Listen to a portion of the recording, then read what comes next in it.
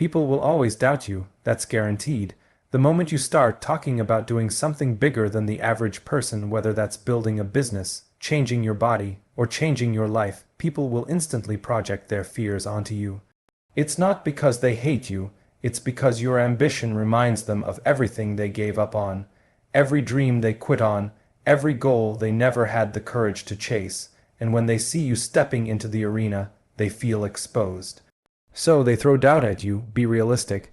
It's not that easy. Don't get your hopes up. That's their defense mechanism, not your truth. You have to understand this. Doubt is the world's way of testing your conviction.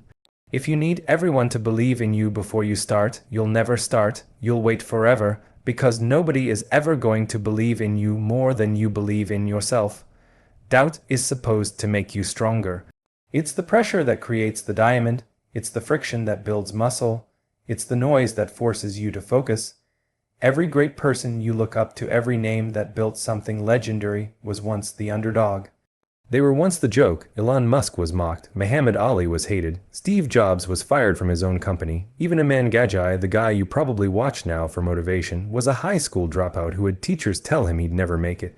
But that's the point. The people who win aren't the ones who get the easiest path. They're the ones who turn every ounce of doubt, every bit of pain, every insult into pure fuel. When people doubt you, don't argue with them. Don't waste your energy trying to convince small minds of big ideas. Just smile, because doubt is data. It's proof that you're aiming high enough to make people uncomfortable. If everyone around you is cheering for you, you're probably not dreaming big enough. Real growth makes others nervous. Real change exposes mediocrity, and mediocre people hate being reminded that they settled. You have two choices when you face doubt. You can let it crush you, or you can let it carve you. Most people let it crush them. They internalize the doubt and start to believe it. They start thinking, maybe I'm not cut out for this, maybe I'm not smart enough, maybe I'm not ready. And the moment you believe that, it becomes true. But the few, the rare ones, they flip the script. They hear, you can't do that, and translate it as, you're about to do something nobody else had the guts to do. They hear, you'll never make it, and it becomes, watch me. That's the difference between ordinary and unstoppable. Every time someone doubts you, they're giving you free energy, free motivation, free fuel. You can either waste that energy being offended, or you can channel it into your mission. When you're working late, when you're tired, when you feel like quitting, close your eyes and remember every person who told you you'd fail. Remember the smirk on their face, the tone in their voice, the disbelief in their eyes. That should make you want to push harder than you ever thought possible. Not to prove them wrong, but to prove yourself right, because the real satisfaction doesn't come from revenge. It comes from evolution.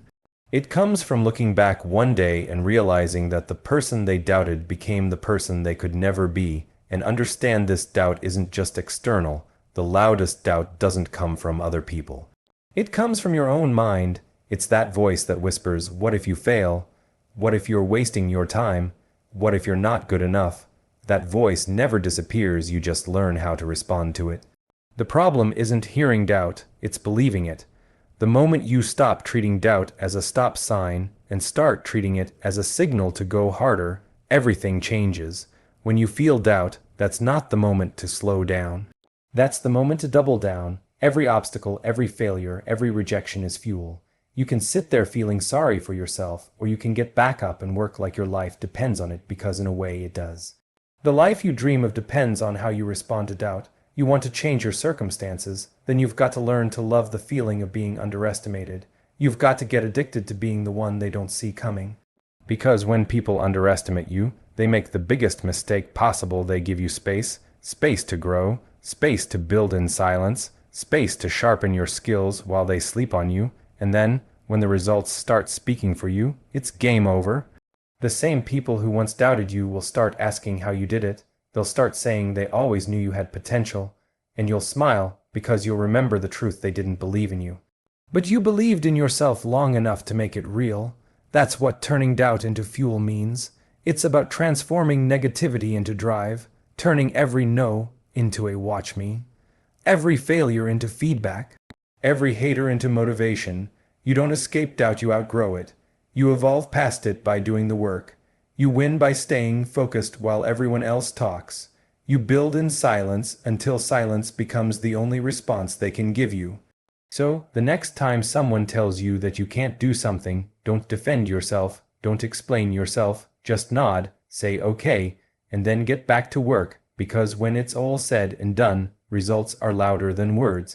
And when you finally build the life they said you couldn't, you'll realize doubt wasn't your enemy. It was your greatest source of power. Discipline isn't something you're born with. It's something you build, piece by piece, through pain, repetition, and choices that nobody sees.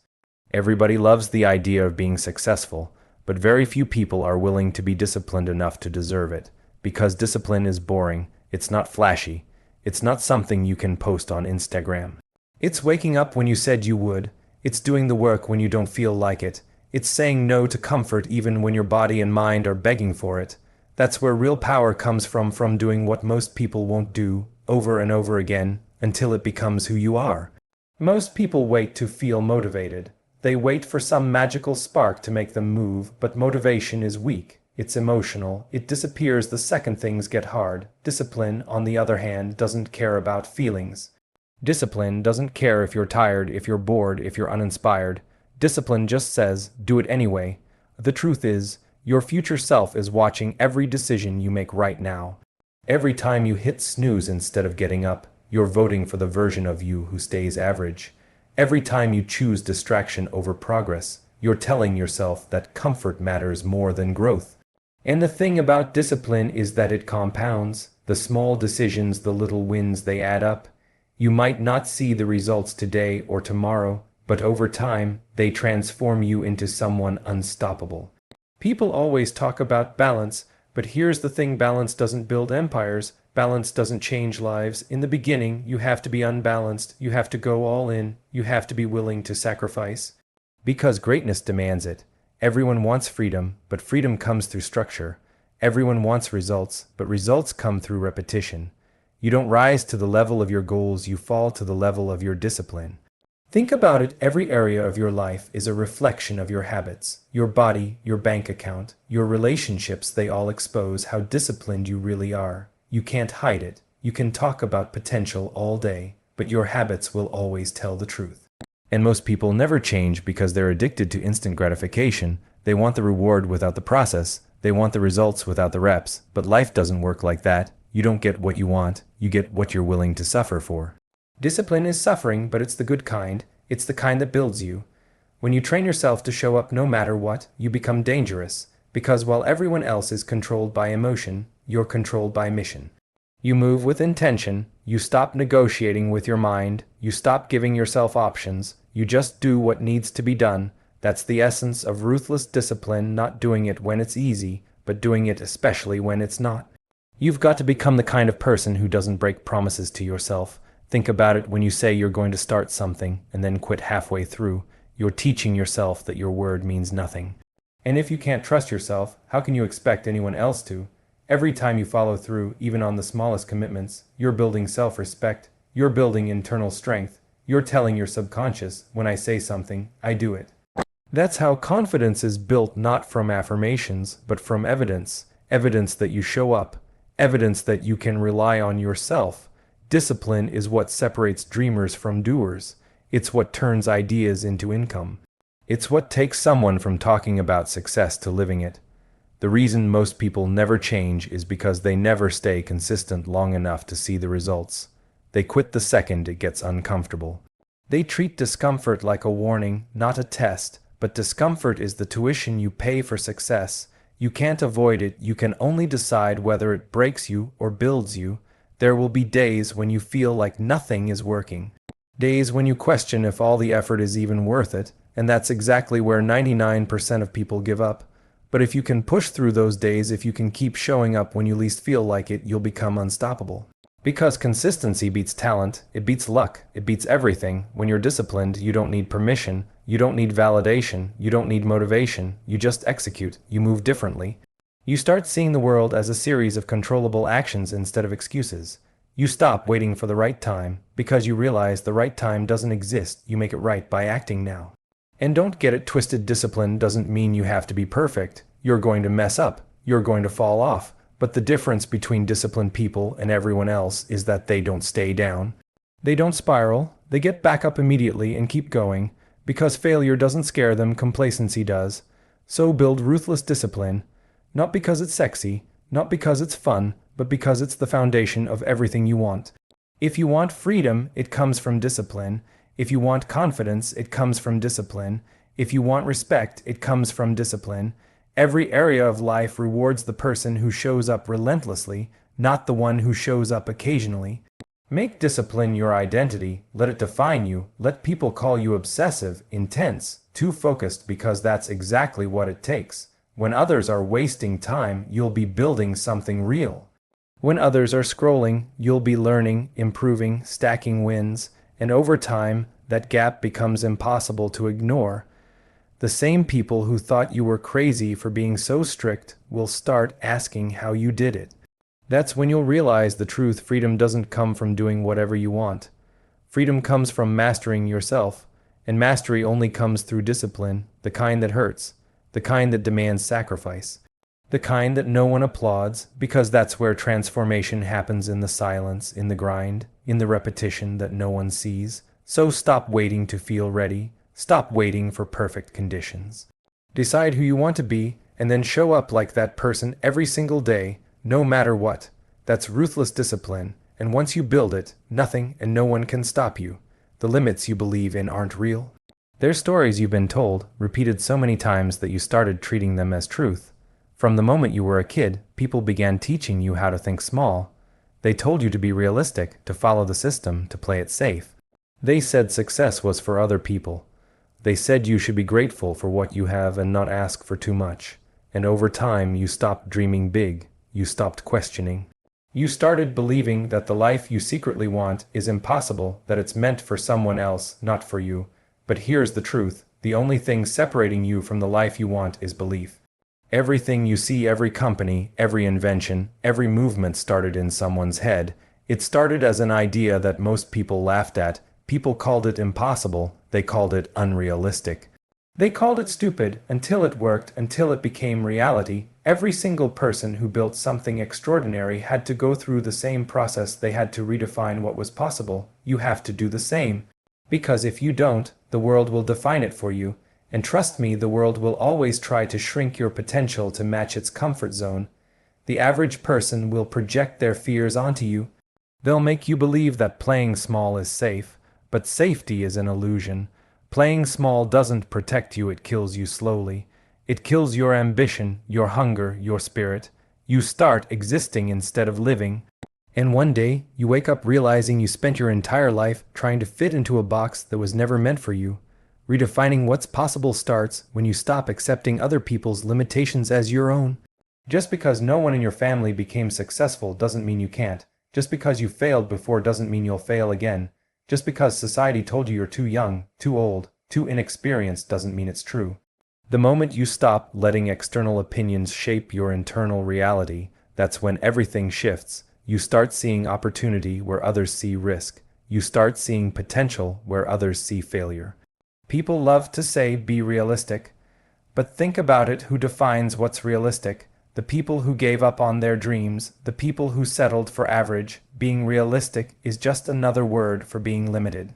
Every major breakthrough in history was created by someone who was unrealistic.